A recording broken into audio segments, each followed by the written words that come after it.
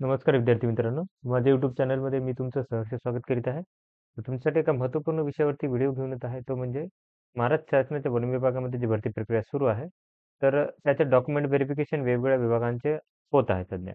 तर त्याच्यामध्ये धुळे विभागाचं डॉक्युमेंट व्हेरिफिकेशन पूर्ण झालेलं आहे आणि त्यांनी रनिंगसाठी, ग्राउंडसाठी जे एलिजिबल विद्यार्थी आहेत त्यांची यादी प्रसिद्ध केलेली आहे. तर याच्यानुसार काय केलं आता हे बघू शकता. आजचंच हे शुद्धीपत्रक आहे. वेबसाईट आज चाललं.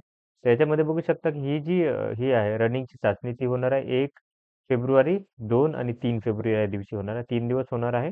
त्याच्यानंतर त्याच दिवशी तुम्हाला उमेदवाराला हे करायचं आहे अ, हजर राहायचं पुन्हा तुम्हाला चान्स दिला जाणार नाही.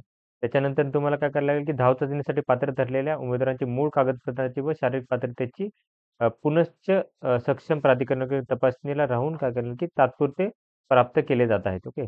त्याच्यानंतरनं काय करायला लागेल आता तुम्हाला धाव चाचणीसाठी तुम्हाला परीक्षेचे ओळखपत्र लागेल. ऑनलाईन परीक्षा दिली त्याची. त्याच्याने स्वतःचं ओळखपत्र लागेल.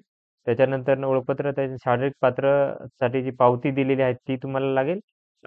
हे सर्टिफिकेट तुम्हाला काय करायला लागणार आहे ते तुम्हाला घेऊन जायचं आहे. त्याच्यासोबत एक स्वतःचं वचनपत्रही तुम्हाला घेऊन जायचं आहे. या गोष्टी घेऊन जायच्या आहेत. त्याच्यानंतर शूज घेऊन जायचा आहे तुम्हाला. शूज लागतील आणि ही सिस्टम जी आहे ती आर-एफ-आय-डी बेस्ड असणार आहे. आर-एफ-आय-डी एक तुम्हाला एक टॅग दिला जातो.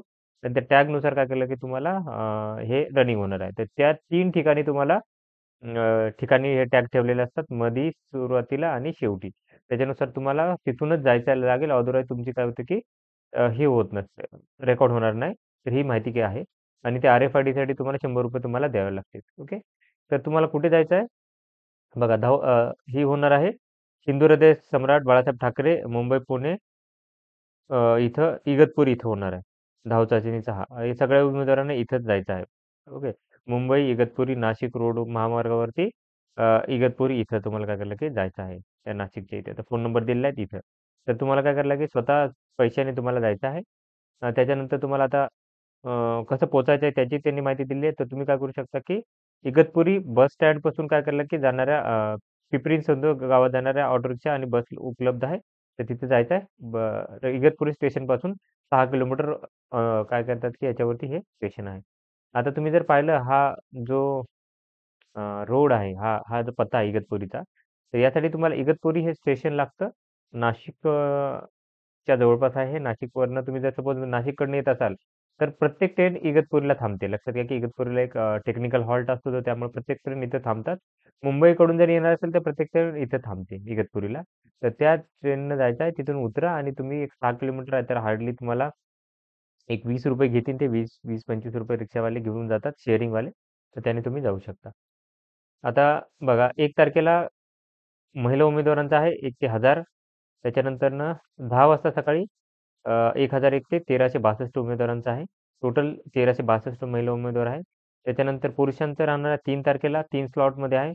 1 ते 1500 सकाळी 7 वाजता. सकाळी 10 वाजता 1501 ते 3000 आणि त्याच्यानंतरनं दुपारी 2:30 वाजता 3001 ते 3624 एवढ्या विद्यार्थ्यांचं राहणार. तर टोटल जर पाहिलं तर 3 दिवसामध्ये तुम्ही 1 आणि 3 तारखेला सॉरी 2च दिवस असणार आहे. तर 4900 86 एवढ्या उमेदवारांचं होणार आहे. आता तुम्हाला हे घेऊन जायचं आहे, तुम्हाला वचनपत्र आहे, याच्यावरती फक्त सही करायची आहे, ठिकाण इथे लिहायचं आहे आणि तारीख लिहायची आहे. आणि हे तुम्हाला सुदृढचं प्रमाणपत्र आहे, म्हणजे फिजिकल फिटनेस सर्टिफिकेट हे ऑलरेडी घेतलं असेल तर काही हरकत नाहीये. ते सर्टिफिकेट तुम्हाला देऊन द्यायचं आहे. ओके, आता इथं उमेदवारांची यादी दिलेली आहे. ओके, ह्या उमेदवारांना जायचं आहे. आता बघा 1 तारखेला दिलेले आहेत उमेदवार, इथून त्या उमेदवारांना जायचं आहे. महिला उमेदवार आहेत 1 तारखेला सगळ्या आणि त्याच्यानंतर जर बघितलं तर टोटल आहेत 3624 एवढे उमेदवार आहेत. ओके. तर ही माहिती होती. तर अशाच महत्त्वपूर्ण अपडेट्ससाठी माझ्या चॅनलला सबस्क्राईब करा, व्हिडिओ लाईक करा आणि इन्फॉर्मेशन मित्रांसोबत शेअर करा. धन्यवाद.